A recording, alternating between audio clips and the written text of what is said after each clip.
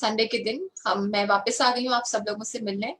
और हम लोग फिर से चर्चा करेंगे, इंटरेक्शन करेंगे कि किस तरह से फर्स्ट 1 ईयर यानी कि पहले जब भी आपने डायरेक्ट सेलिंग ज्वाइन किया एल्टोस के साथ, तो पहले 365 दिन आप कैसे करेंगे। तो उसी के साथ हम आज शुरू करते हैं। और मेरे को आप सब लोगों को बहुत थैंक यू बोलना था। हमें काफी क्वेश्चंस आए जिनके हम ऑलरेडी जवाब दे चुके हैं। सो आज का जो हमारा टॉपिक रहेगा, जैसे मैंने बोला, अगले 365 दिन यानी कि जो डायरेक्ट सेलिंग नया ज्वाइन करते हैं वो कैसे अपनी फाउंडेशन को स्ट्रॉन्ग करें और कैसे अपनी जो एक जिसको बोलते हैं कि किस तरह से नींव रखी जाए और क्या क्या हमें उस समय सोचना चाहिए, क्या क्या करना चाहिए, उसी के बारे में हम चर्चा करेंगे। तो इसी के साथ आगे बढ़ते हैं। बहुत ज्यादा चीजें नहीं है आज, लेकिन बहुत इंपॉर्टेंट चीजें हैं, इसका आपको ध्यान रखना है। सबसे पहले मैंने बात करी है व्हाट इनहिबिट्स ग्रोथ। क्या ऐसी चीजें हैं जिनकी वजह से हम सक्सेस कर ही नहीं पाते या हम रुक ही नहीं पाते। 365 दिन भी हम नहीं रुक पाते और फिर हम बोलते हैं कि डायरेक्ट सेलिंग इंडस्ट्री से मैंने ज्वाइन किया था, मुझे तो कुछ हुआ नहीं, मैंने तो कुछ कमाया नहीं। तो हमें 365 दिन, मेरा तो मानना है कि कम से कम आप 3 से 5 साल जरूर रुकिए।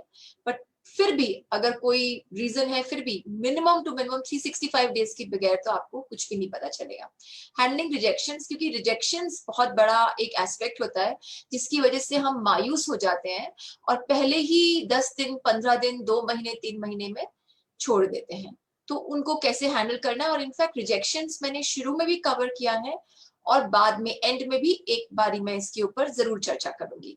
फिर है कि किस तरह से आपका बिजनेस बढ़ाया जाए और कैसे 365 दिन वहां पर टिका जाए कि हमें ना तो हमें कोई अपनी कंपनी छोड़नी है, हमने एल्टोस को ज्वाइन किया है तो हम एल्टोस में कैसे 365 दिन निकालें और उसमें क्या रोल रहता है मैनेजमेंट का, अपलाइन का और आपकी जो नई डेवलप करने वाली फ्रंटलाइन यानी कि आपकी इमीडिएट फ्रंटलाइन, डाउनलाइन, उसके बारे में फॉलो अप कि कितना जरूरी है और कैसे करना चाहिए, किस तरह से आपको अपने डाउनलाइन के साथ बात करनी चाहिए। फिर से मैंने इसमें डाला डीमिस्टिफाइंग रिजेक्शंस, तो इसके बारे में बहुत इंटरेस्टिंग सी चर्चा रहेगी। और क्विटिंग, जैसे मैं पहले भी बहुत सारी जगहों पे आपको प्रेजेंटेशंस में, बातचीत में बता चुकी हूँ कि quitting is not an option, उसके ऊपर फिर से चर्चा होगी। और क्यों हम हर एक जना जब भी डायरेक्ट सेलिंग ज्वाइन करता है तो थोड़ा डाउटफुल होता है, तो कैसे उस डाउट और वल्नरेबिलिटी को टैकल किया जाए और किस तरह से टीम सक्सेस, जो सपोर्टिव एक टीम आपके साथ होती है, वो कैसे आपको सक्सेस तक ले जा सकती है। तो इसी के साथ हम आगे बढ़ते हैं। Laying foundation for your direct selling business. So इसमें क्या हमें करना होता है कि किस तरह से, जैसे कि हम नींव रखते हैं अपने घर की, घर परिवार की या अपना ऑफिस की, किसी भी तरह से कंस्ट्रक्शन की मैं बात कर रही हूँ, ब्रिक बाय ब्रिक। तभी मैंने यहाँ पे आपको पिक्चर भी दिखाई है कैसे ब्रिक आप रखते हैं। तो नंबर 1, आपका जो डायरेक्ट सेलिंग बिजनेस है, आप और आपकी वाइफ अक्सर इकट्ठे ही करते हैं और ज्यादा, और वो इकट्ठे करने से काफी मेलजोल बढ़ता है और साथ ही में जो आपको सक्सेस जो है जल्दी मिलती है दोनों की। हमें पता चलता है कि किस तरह से हम काम इकट्ठे कर सकते हैं। सो जो करना आपको किस तरह से है कि आगे आपका पैशन क्या है, आपका डिजायर क्या है और क्या आप फ्यूल कर सकते हैं विजन बोर्ड बनाने की।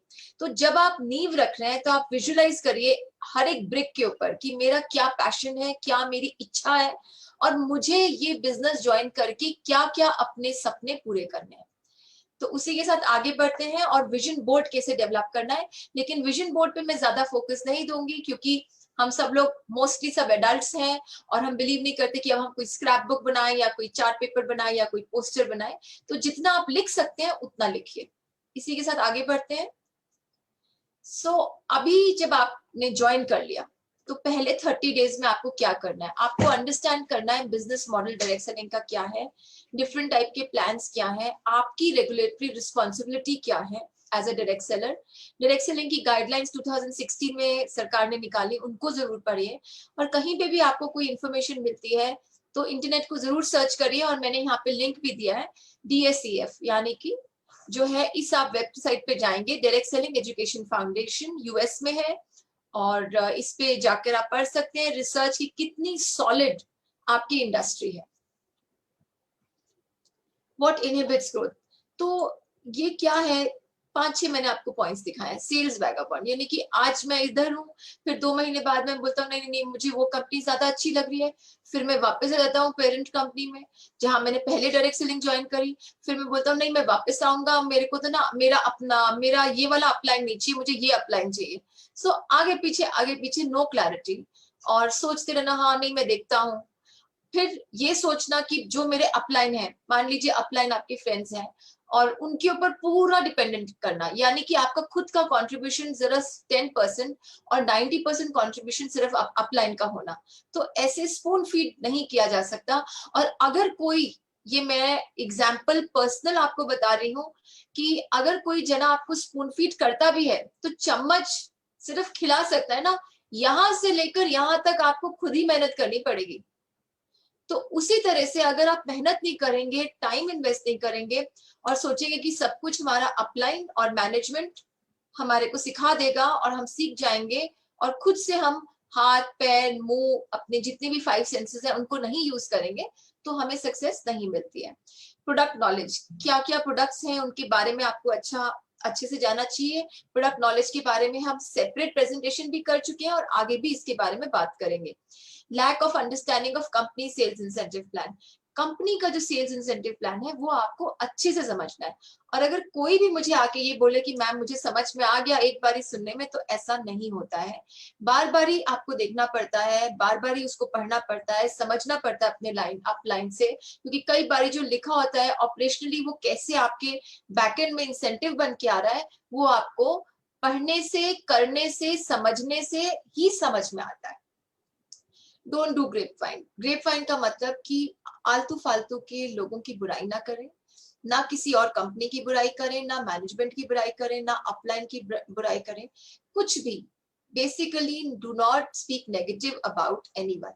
अगर आपको कुछ गलत लग रहा है, आपको लग रहा है कि भाई किसी कोई गलत तरीके से सेल कर रहा है, तो वो आप अपना एड्रेस को जरूर बताएं, लेकिन बुराई नहीं करनी है। कॉन्फिडेंशियली आप कुछ भी लिखें, दैट इज ओके, बट ये भी नहीं है कि हर रोज आप एक कंप्लेन कर रहे हैं जिसकी कोई तथ्य नहीं है या फाउंडेशन नहीं है। बिलीविंग, जब आप ज्वाइन कर रहे हैं आपने ये सोचा कि बस ये तो मैं बस चुटकियों में मैं यहाँ पे पैसे कमा लूंगा और ऐसे ही मेरा बिजनेस बड़ा हो जाएगा, और देख लिया कि भाई मेरा घर भी बन जाएगा, बंगला भी आ जाएगा, गाड़ियां भी आ जाएंगी। 1 महीने के अंदर या 1 साल में ऐसा कुछ भी नहीं होने वाला। तो जब आप काम करते हैं तभी आगे बढ़ते हैं, चलते हैं आगे। जब मैंने आपको बोला कि काम करना जरूरी है, जिस तरह से हम स्कूल में जाते हैं हमें A to Z आना चाहिए, उसी तरह से हमारे को यहाँ पे भी सीखने में टाइम लगेगा। और A to Z किसी भी छोटे बच्चे ने, जब हम 3 या 4 साल के होते हैं, 1 महीने या 2 महीने में नहीं सीख पाते, हमें टाइम लगता है। तो उसी तरह से जब हम बिजनेस को समझते हैं, करते हैं और फील्ड में जाते हैं, तभी हमें जो है बिजनेस को समझ आती है।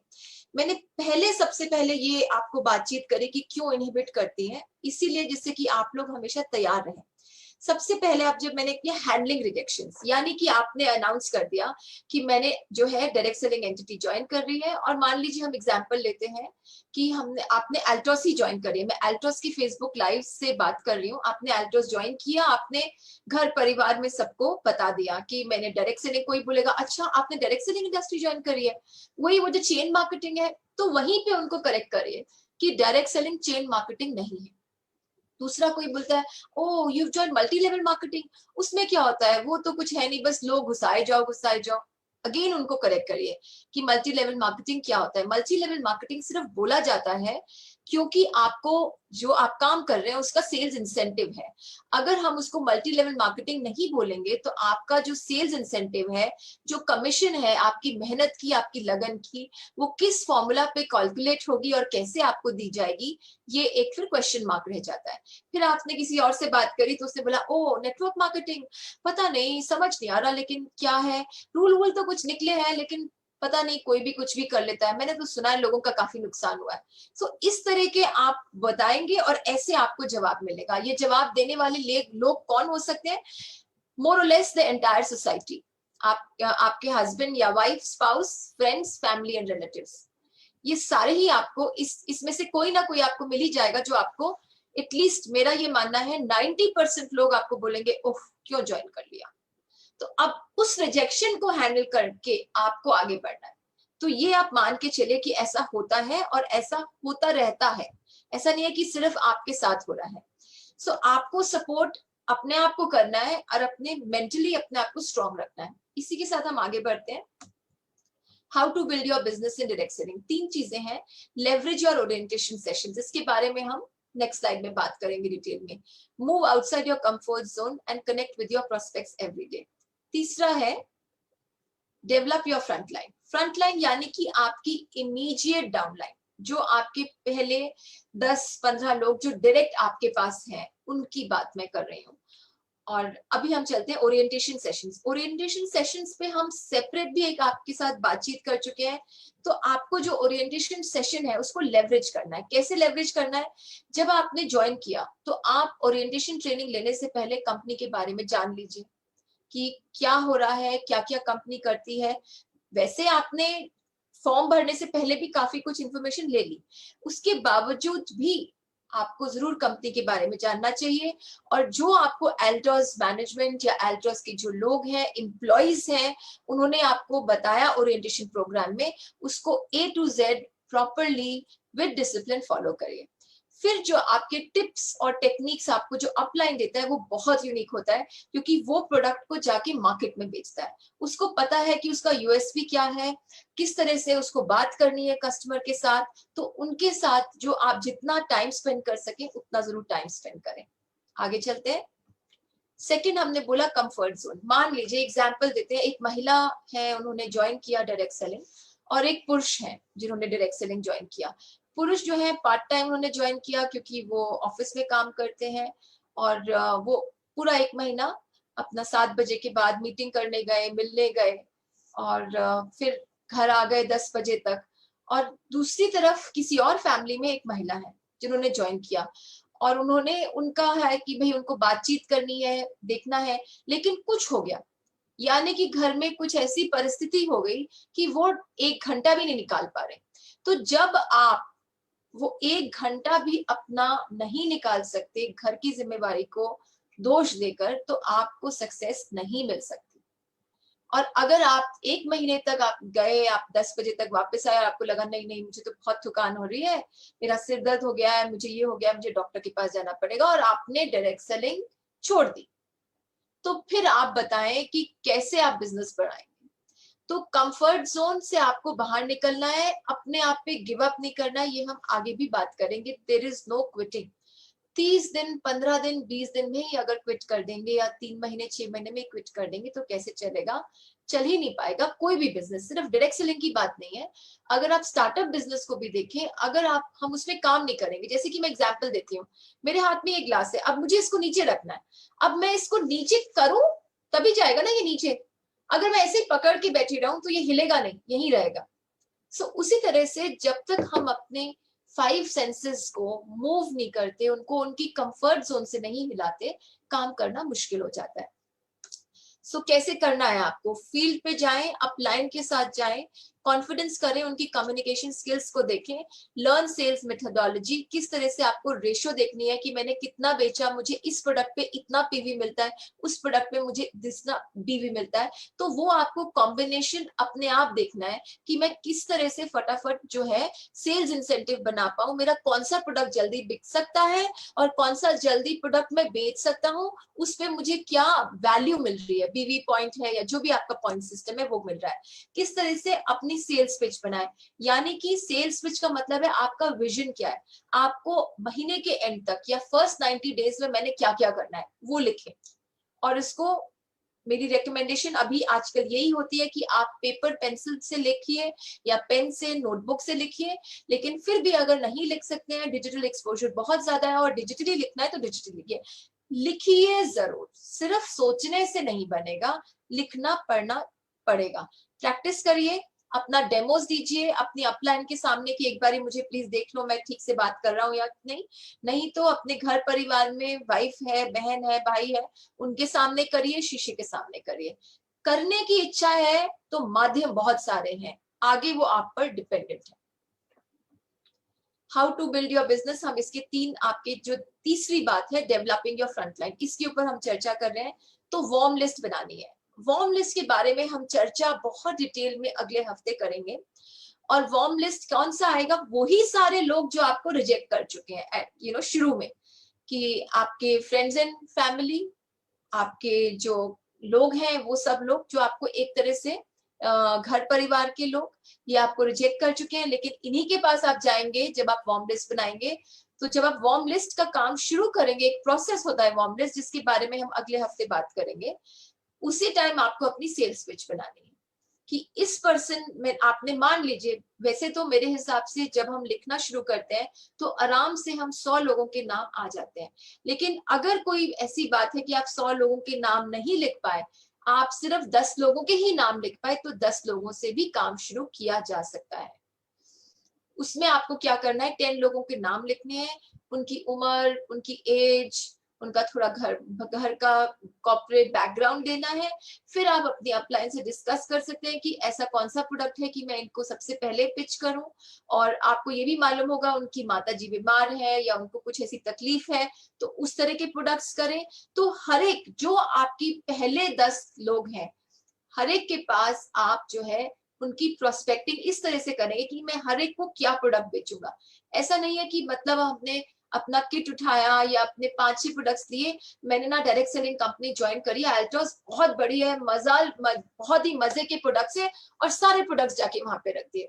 नहीं, जिसकी जो जरूरत है, 2 प्रोडक्ट 3 प्रोडक्ट, उससे शुरू करिए और आराम आराम से प्यार प्यार से बात करिए। इसको बोलते हैं किस तरह से sales pitch banana.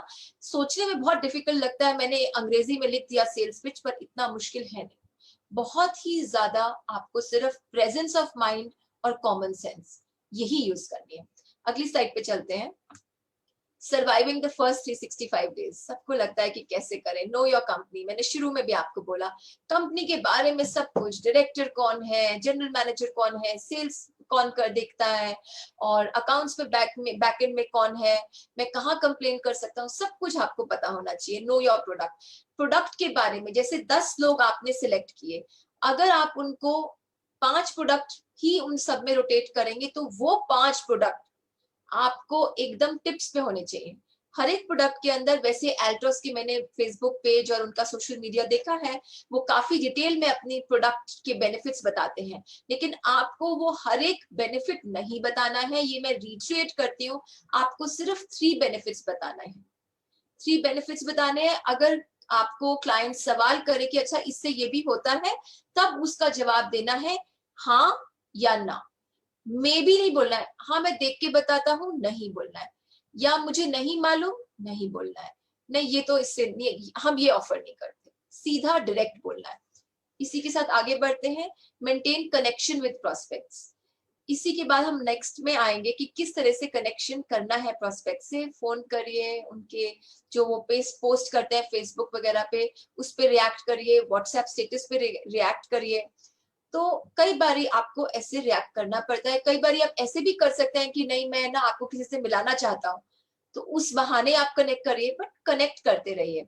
Focus on your target and remain persistent. क्यों? क्योंकि जो आपका टारगेट है उससे आपको हिलना नहीं है। अर्जुन की कहानी आज भी यहाँ पर पूरी की पूरी जो है फोकस होती है, और वो आपको यहाँ पे लगानी पड़ती है। रिमेन परसिस्टेंट यानी कि आपको भूलना नहीं है आपके प्रोस्पेक्ट को। वो जो पहले 10 लोग हैं उनको छोड़ना नहीं है। हाँ, जिन लोगों ने डायरेक्टली बोल दिया है कि नो, तो उनको छोड़ दीजिए। नो करने के बाद आप वापस एटलीस्ट 3 से 4 महीने बाद जाएंगे, उससे पहले नहीं जाएंगे। आगे बढ़ते हैं, फॉलो अप। ये जो फॉलो अप है ना, ये बहुत जरूरी है। इनफैक्ट ना ही सिर्फ डायरेक्ट सेलिंग में, लेकिन हम भी जब काम करते हैं तो फॉलो अप बहुत जरूरी है। अगर आप फॉलो अप नहीं करेंगे तो कभी भी आपको पता नहीं चलता कि क्लाइंट को प्रोडक्ट अच्छा लगा कि नहीं, क्या आप दूसरी प्रोडक्ट बेच सकते हैं कि नहीं। इसलिए हमेशा कोई भी टास्क हो उसको फॉलो अप जरूर करना है। जैसे कि मैं आपको एग्जाम्पल दूं, आपने 4 लोग आपने अपने नीचे रख लिए, या उनको आपने इंट्रोड्यूस कराया, आपने उनको एक एक प्रोडक्ट बेचा। अब उसने बोला, आपके ये जो 4 लोग थे जिन्होंने आपके साथ ज्वाइन किया, उन्होंने बोला कि मैं कोई XYZ करके नाम ले लेती हूँ, XYZ, ये लोग जो 4 हैं वो XYZ हैं, और आपका नाम है ABC। तो X ने बोला कि मेरी ना मीटिंग है परसों, और मैं चाह रहा हूं कि आप चलो। अब आप एज एबीसी बहुत बिजी हैं, तो आपने बोला कि अच्छा नहीं मैं नहीं जा सकता, मैं जो है वाई को भेज देता। तो इनिशियली जब आप फ्रंटलाइन डेवलप करते हैं तो आपको ऐसा नहीं करना है। आप फिर जिनके साथ वो मीटिंग आपकी तय करिए, उस मीटिंग को आगे पीछे शेड्यूल करेंगे और जरूर अपनी डाउनलाइन के साथ कॉल पे जाएंगे अगर फिजिकली जा रहे हैं। नहीं तो जैसे मैं आपसे बात कर रही हूँ जूम कॉल या गूगल मीट, उसको जरूर करेंगे। सो ये बहुत जरूरी है। जब ये सब आपकी मीटिंग हो गई तो उसके ऊपर फॉलो अप कैसे हुआ। So follow up is a value addition and it is a necessary value addition. Follow up नहीं करेंगे तो प्रोडक्ट नहीं बिकेगा। यहीं से आपको न्यू रेफरल्स मिलते हैं, यहीं से आपको टेस्टिमोनियल्स मिलते हैं और यहीं से आपको पोटेंशियल लीड्स मिलते हैं। जो अभी तक डायरेक्ट सेलिंग सोशल मीडिया पे डिपेंडेंट नहीं था, और इनफैक्ट हम मानते हैं कि सोशल ये जो डायरेक्ट सेलिंग है वो ओरिजिनल सोशल मीडिया है, वो इसी वजह से चलता था। Follow up and follow up. चलते हैं नेक्स्ट स्लाइड पे। Communicate with your downline. जैसे मैंने आपको पहले बताया कि अपनी डाउनलाइन से बातचीत करते रहें, उनका हालचाल पूछते रहे कि कोई प्रोडक्ट है, उनको प्रोडक्ट मिला कि नहीं मिला, कस्टमर सर्विस में उन्होंने कॉल किया तो बात हो पाई कि नहीं हो पाई। दूसरी बहुत इंपॉर्टेंट बात, आपको कभी भी ये नहीं बोलना है अरे नहीं तुम्हें ऐसे नहीं बेचना चाहिए था, अरे नहीं को डिलीट कर दीजिए, तुम्हें ऐसा नहीं करना चाहिए था, इसको लिटरली में डिलीट करना दीजिए। आप बोलेंगे अगर मैं आपकी जगह होता तो मैं ऐसे करता या करती, यानी कि if I were you I would have done like this. Because जो आपके नीचे डाउनलाइन है वो भी अभी सीख रहा है, और अगर शुरू में ही आप नेगेटिव वर्ड्स यूज करेंगे, नहीं नहीं नहीं नहीं ऐसे नहीं होती डायरेक्ट सेलिंग, या आपने बोल दिया आपको 10-15 साल का एक्सपीरियंस है और आपने ये बोल दिया अरे ऐसे नहीं करते हैं काम, तुमने वैसे पूछा क्यों नहीं। नहीं बोलना है ये सब कुछ। जब आपके पास वो आया है तभी आपको उसके साथ इंटरेक्ट करके सोल्यूशन देना है। एक्साइटमेंट जो इस समय होता है डाउनलाइन का, उसको लेवरेज करना है, उसको खत्म नहीं करना है। क्योंकि हमारी जो पहले के 30 से 90 दिन है उसमें अगर हमने बढ़िया सेल कर ली तो हमारे को रहने का, वहां पर टिकने की हिम्मत मिल जाती है। इसलिए आपको एक्साइटमेंट जो अपना डाउनलाइन का है वो बरकरार रखना है, उनसे बात करके और कॉन्फिडेंस बिल्ड करके। डिमिस्टिफाइंग रिजेक्शन। क्यों, मतलब रिजेक्शन के आगे पीछे बहुत सारे जो है ना लोग भी खड़े हैं और बहुत सवाल जवाब भी हैं, इसीलिए मैंने इसकी स्लाइड का टाइटल ही लिखा है डिमिस्टिफाइंग। लाइफ क्या है, life is all about balance. तो जब हम रिजेक्शन है तो हमारे को कोई ना कोई जो है एक्सेप्ट भी करता है। सिर्फ रिजेक्शन नहीं आती है, मैं मान ही नहीं सकती कि अगर आप 10 लोगों के पास गए तो 10 के 10 ने आपको प्रोडक्ट आपका रिजेक्ट कर दिया।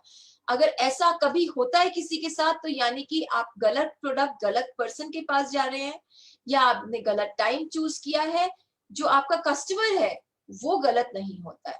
और ये भी मान के चलिए कि जो रिजेक्शन है वो एक ऑनगोइंग टास्क है, वो होना ही होना है। हर हफ्ते, हर महीने, साल, 2 साल, 5 साल बाद कोई ना कोई आपको रिजेक्ट करेगा ही। तो उसको दिल पे नहीं लगाना है, देखना है कि उससे हम क्या सोल्यूशन निकाल सकें और वहीं से आप कैसे अपने प्रोस्पेक्ट बढ़ा सकते हैं। तो मान लीजिए जैसे कि आप 10 जगह गए, आपको 5 रिजेक्शंस मिली, 5 जो आपकी पहले 10 की लिस्ट है वहां से 5 लोगों ने आपको रिजेक्ट कर दिया, यानी कि वो 5 अभी कम से कम 6 महीने के लिए ब्लॉक्ड है या 3 महीने के लिए ब्लॉक्ड है। जो आपकी उनकी पर्सनल रिलेशनशिप है आपकी उनके साथ, वो उस पर डिपेंड करेगा कि आप 3 मंथ्स के लिए ब्लॉक्ड हैं उनके साथ या 6 मंथ्स के लिए ब्लॉक्ड हैं या 9 मंथ्स के साथ ब्लॉक्ड हैं, depending on the relationship which you have. तो आपके 5 लोग बचे हैं। अब जो 5 माइनस हो गए हैं उनको आपको डेवलप करना है, उनको आपको सबसे पहले ढूंढना है और फिर डेवलप करना है। तो ये जो न्यू 5 आपको डेवलप करने, ये आपके अड़ोसी पड़ोसी वहां से आएंगे। आपको कोई पुराना याद आ जाएगा फ्रेंड, उसका नाम आएगा। और जैसे कि man is a social animal, ऐसा होता ही नहीं है कि हमारे पास लोगों के नाम नहीं होते या हमें समझ में नहीं आता कि बात आगे कैसे करनी है। रिजेक्शन के डर से काम नहीं छोड़ देना है, ये मैं कहना चाहती हूँ इस स्लाइड के through. Quitting is not an option. जैसे मैंने आपको बताया 5 साल मिनिमम दीजिए, डायरेक्ट सेलिंग आप छोड़ के नहीं जाएंगे। फिर भी क्योंकि हमारा मुद्दा है पहले 365 दिन, तो 365 दिन तो आप छोड़ ही नहीं सकते। अब तो मैंने एल्टोस की पेज पे आके, फेसबुक पेज पे आगे भी ट्रेनिंग दे दी है। कोई भी आपको सवाल होता है आप जरूर हमारे को लिखिए या इन्फो पे लिखिए डायरेक्टली, जो एल्टोस पे मान लीजिए कि हमने नहीं देखा फेसबुक पेज एल्टोस का, तो हमें नहीं पता चलेगा। तो इसलिए आप वहां डायरेक्टली लिखिए, एल्टोस के फेसबुक पेज पे लिखिए। कोई भी जना जो नया ज्वाइनी है, उसको कहीं से भी लगता है कि नहीं मैम बस अब और काम नहीं हो रहा, तो please free feel to write to अस।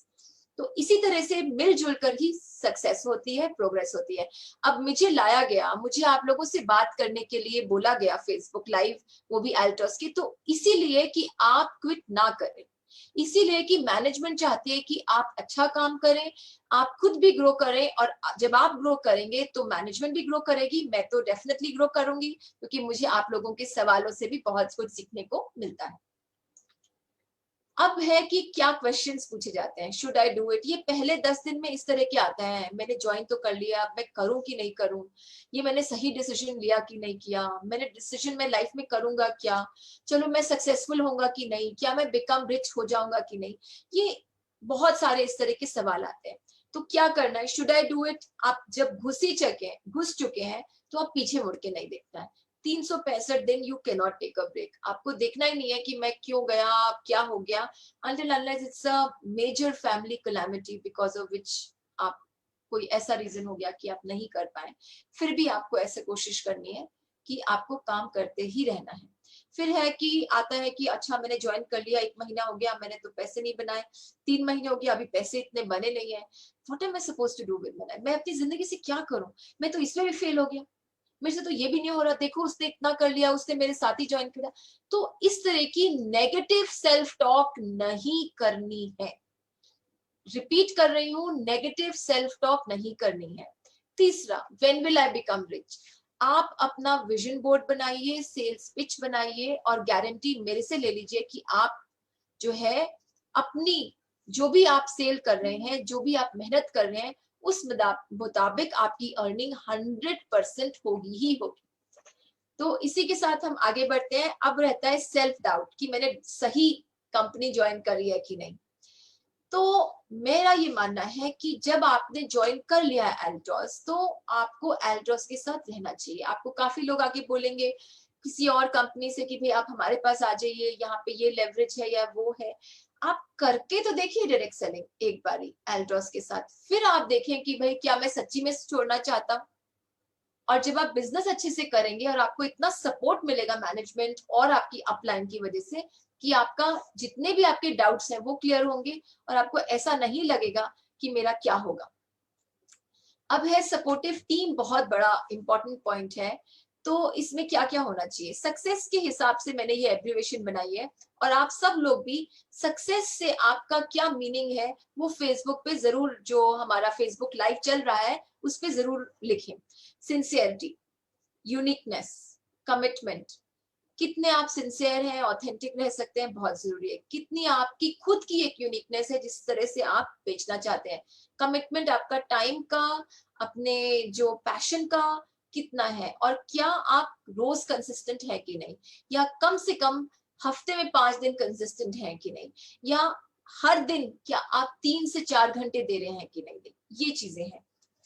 कितने आप एंथुजियास्टिक हैं, ये आपको देखना है, कितना जोश बढ़ा हुआ है, और कितने लोगों से आप एक दिन में मिल पाते हैं, किन से आप बात कर पाते हैं, और क्या आपका स्पॉन्टेनियस रिफ्लेक्स एक्शन है, कैसे मतलब आपने चुटकियों में डिसाइड किया और कैसे आपने काम करके फटाफट प्रोडक्ट को बेच दिया। ये सब चीजें बहुत जरूरी है, खास करके आपकी जो अपलाइन और मैनेजमेंट जो है आपकी एक चाबी है आपकी सक्सेस के लिए, लेकिन उसमें एक राइडर है, अगर आप काम नहीं करेंगे तो उनकी सपोर्टिव टीम का कोई मायने नहीं है। खुद काम करिए, वो लोग तो हमेशा आपके साथ खड़े ही हैं। ये जो मेरा ये पर्सनल एक्सपीरियंस है, जो मैंने आपको फर्स्ट बुक बताई है फॉलो योर हार्ट, ये मैंने किताब पढ़ी थी 1991 में, और ये किताब मेरे पहले जो आप लोग सब बिलीव नहीं करेंगे, फर्स्ट 10 इयर्स, तब मैं प्रोबेबली मुश्किल से शायद 19 या 20 इयर्स की होंगी, और 10 साल तक मैंने इस किताब को रेगुलरली यूज किया है, जस्ट लाइक अ बाइबल और अ गीता। मैं सिर्फ बोल रही हूँ, और इसको बोल नहीं रही हूँ कि बाइबल और गीता, क्योंकि अभी ही हाल ही में एक केस हो गया है करीना कपूर के ऊपर कि उन्होंने बाइबल वर्ड अपने उसमें यूज किया है। लेकिन मेरा ये मानना है कि फॉलो योर हार्ट जो बुक है वो मेरी एक तरह से गीता रही है बहुत सालों तक। जब भी मुझे लगा कि कुछ नहीं हो पा रहा तो मैं कैसे करूं, तो मैंने इस किताब को पढ़ा है। इसको जरूर, इसकी साइनॉप्सिस भी मिलती है, जरूर इसके बारे में यूट्यूब पे देखिए और प्रेजेंटेशंस देखिए या इस किताब को खरीदने, जैसे भी आपको वर्क करता है जरूर करें। फॉर ऑप्टिज्म जो बुक है ये मेरे को रेकमेंड करी गई है हाल ही में कि इसको जरूर पढ़ना चाहिए। ये किताब मैंने पढ़ी नहीं है क्योंकि मुझे रिकमेंडेशन आया है फ्रॉम माय मेंटर, तो इसलिए मैंने आप सब लोगों को बोला है कि जरूर पढ़ें और कमेंट्स दें कि किस तरह से आपको इससे गेन मिला। तो इसी के साथ हमारा आज का सेशन है वो खत्म होता है, समाप्त होता है।